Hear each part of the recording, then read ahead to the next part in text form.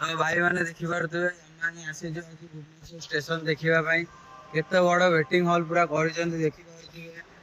ଆପଣଙ୍କୁ ଦେଖିବେ ବଡ ଲୋକଙ୍କର ୱେଟିଂ ହଲ୍ ବି ଦେଖିପାରିବେ। ସେ ଉପରେ ଅଛି ସେ ବଡ ଲୋକ ସେଇ ଯୋଉ ଅପର କ୍ଲାସ ଲୋକଙ୍କର ୱେଟିଂ ହଲ୍ ସେଇଟା। ଆଉ ଏଇ ସବୁ ଯୋଉ ଲୋକାଲ ଲୋକଙ୍କର ୱେଟିଂ ହଲ୍ ଏଇଠି।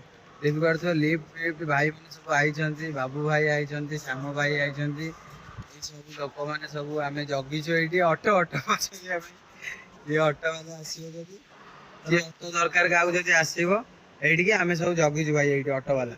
ଆଉ ଏଇଠି ସବୁ ଦେଖିପାରୁଥିବେ ତ ବଢିଆ ଭାବରେ କରିଛନ୍ତି। ଫ୍ୟାନ ତ ଦେଖିପାରୁଥିବେ କେଡେ କେଡେ ଫ୍ୟାନ ଲଗେଇଛନ୍ତି।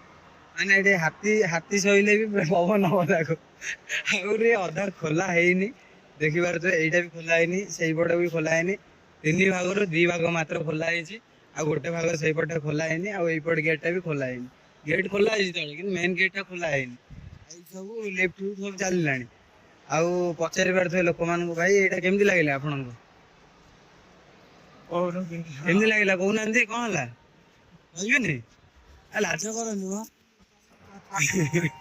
ଭାଇ ଏଇ ଜାଗା ଟା ଯୋଉ କାମଟା ହେଇଛି କେମିତି ଲାଗିଲା କହିଲେ? ବହୁତ ଭଲ ହେଇଛି ତ? ଧନ୍ୟବାଦ।